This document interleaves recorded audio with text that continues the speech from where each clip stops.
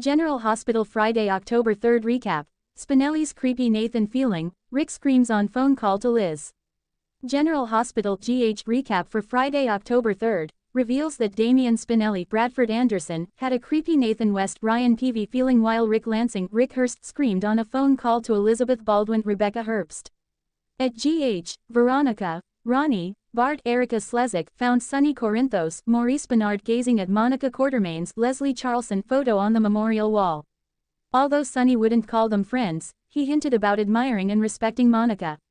Ronnie introduced herself as Monica's sister and complained about Tracy Quartermain, Jane Elliott blocking her from meeting Michael Corinthos, Rory Gibson.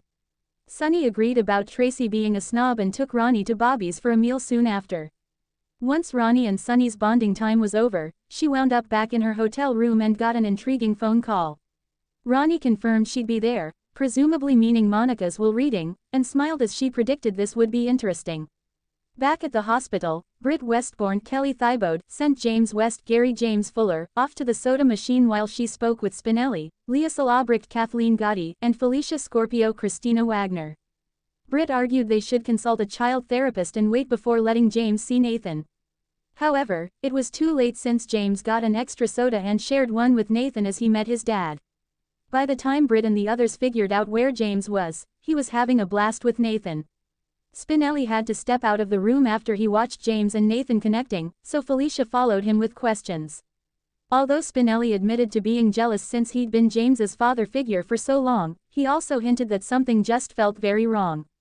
Britt was visibly uneasy over Nathan and James's bonding session, but Liesl was tickled pink over her son and grandson coming together like this. At Alexis Davis's Nancy Lee Grant place, Rick got the upper hand by putting the dagger he found to her throat. Rick ordered Alexis to call the cops and confess to everything, but Alexis reminded him that he'd go down for what he did, too. After Rick shifted his strategy, he told Alexis to call Elizabeth and put her on speakerphone. At the hospital again, Molly Lansing Davis, Kristen Vaganos crossed paths with Liz, so they established that neither one of them had heard from Rick. It was assumed that Rick was still on his digital detox retreat. Alexis wound up calling Elizabeth's number like Rick demanded, but Ava Jerome Maura West suddenly appeared and threw a hot beverage in his eyes. Rick screamed in pain, so Elizabeth heard him before Alexis disconnected and texted Liz to say she called accidentally. Elizabeth was weirded out and explained the situation to Molly, who was skeptical that Rick would secretly return to town and immediately seek out Alexis. Once Liz was alone, she called Rick and left a voicemail asking him if he was back in Port Charles. As for Ava, she knocked Rick out with a serving tray and helped Alexis restrain him in basements with handcuffs. Ava realized Rick hadn't been taking his sleeping pills, so she forced him to swallow this time before he was gagged. In the Quartermain crypt, Tracy called Michael out on his sketchy Jacinda Bracken, Paige Herschel alibi, but he swore he didn't actually go into Drew Kane's Cameron Matheson house that night. Michael didn't get why Tracy wanted to protect him anyway, so she admitted this was about what Monica would have wanted. Tracy planned to keep Michael out of prison and was certain he'd inherit the Quartermain mansion, so she hoped he'd let her stay there in exchange for her help. In Anna Devane's Finola Hughes' office, she questioned Carly about her phone call to Michael on the day of Drew's shooting. Carly claimed she couldn't remember what they talked about and guessed they just discussed Michael's day. In reality, Carly flashed back to her conversation with Michael and how she warned him not to surrender to Drew's blackmail over the judge bribery situation. Carly also recalled Michael's ominous comment about how fast Drew's circumstances could change. Anna also fished for information about whether Carly was welcome at the Quartermain mansion.